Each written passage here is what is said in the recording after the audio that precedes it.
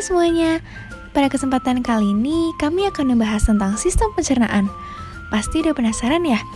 Yuk langsung aja kita saksikan dan simak bersama-sama penjelasannya. Halo teman-teman semuanya, apa kabar nih kalian semua teman-teman? Semoga dalam keadaan yang baik-baik saja dan sehat selalu ya. Kalian udah pada makan belum nih?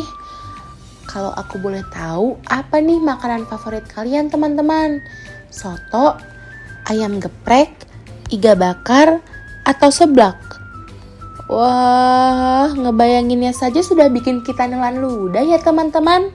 Nah, teman-teman semua tahu nggak sih air liur yang keluar ketika kalian bayangin makanan favorit kalian? Artinya sistem pencernaan kita sudah bekerja loh teman-teman. Bahkan ketika sebelum makanan masuk ke dalam mulut. Setelah makan, kita pasti merasa kenyang, sehingga kita bisa terus beraktivitas. Dan lama-kelamaan, lupa dengan makanan yang sudah masuk ke perut. Tapi sebenarnya, makanan tersebut masih di perut loh teman-teman. Sedang diproses oleh sistem pencernaan tubuh kita. Makanan itu dicerna agar tubuh kita mendapatkan energi. Jadi, tubuh kita tetap bisa terus beraktivitas deh.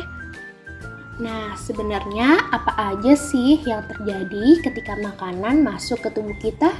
Dan organ-organ apa aja sih yang akan bekerja ketika tubuh kita mencerna makanan? Supaya tahu, yuk kita bahas mengenai sistem pencernaan. Yang pertama ada mulut atau oral cavity, atau yang biasa kita dengar dengan rongga mulut. Pencernaan dimulai di dalam mulut.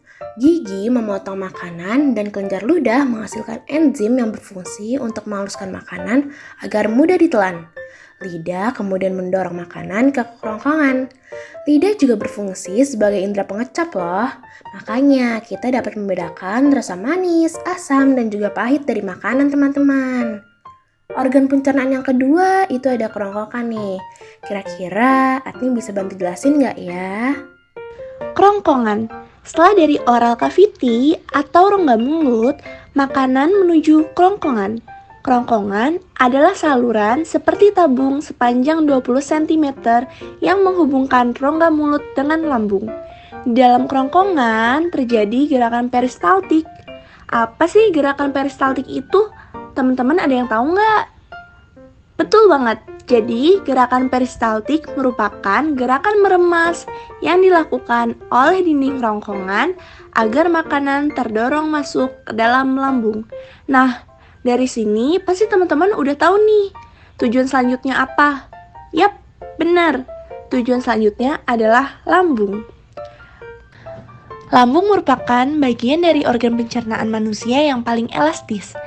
Lambung berbentuk seperti kantung dan terletak di rongga perut sebelah kiri atas.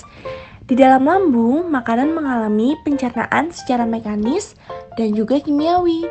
Pencernaan mekanis dilakukan oleh dinding atau otot lambung yang meremas dan juga mengaduk makanan. Sedangkan pencernaan kimiawi dilakukan oleh getah lambung yang dihasilkan oleh kelenjar getah lambung. Getah lambung kita mengandung enzim pepsin, enzim renin, dan juga asam klorida atau HCl. Enzim pepsin berfungsi untuk memecah protein menjadi pepton, sedangkan enzim renin berfungsi untuk mengendapkan protein susu menjadi kasein. Dan yang terakhir, asam klorida atau HCl berfungsi untuk mengasamkan makanan dan juga membunuh kuman yang masuk bersama makanan loh teman-teman. Organ selanjutnya adalah usus halus dan akan dibantu jelaskan oleh Devina. Wah, terima kasih banyak Atni. Nah, oke guys. Jadi selanjutnya ada usus halus nih. Sehabis dari lambung, makanan kita turun menuju usus halus. Apa sih usus halus itu? Usus halus merupakan usus terpanjang dalam saluran pencernaan karena panjangnya mencapai 6-7 meter loh teman-teman. Di dalam usus halus terdapat cairan khusus yang membantu penyempurnaan pencernaan makanan. Sebelumnya, apakah teman-teman masih ingat bahwa usus halus dibagi menjadi beberapa bagian?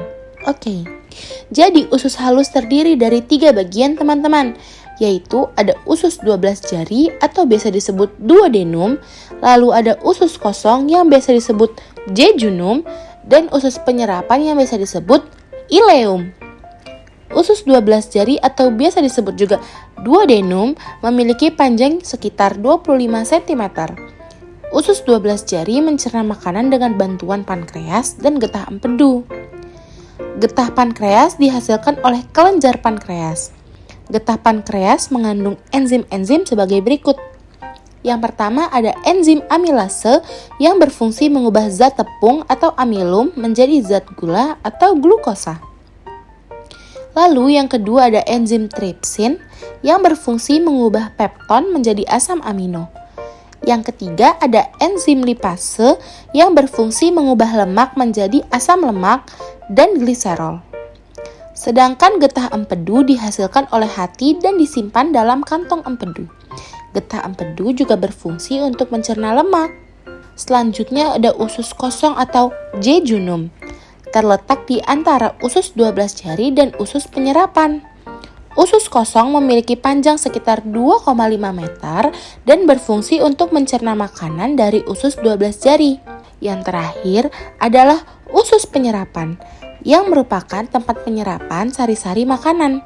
Di seluruh permukaan dindingnya terdapat ujung-ujung pembuluh darah yang menyerap sari-sari makanan.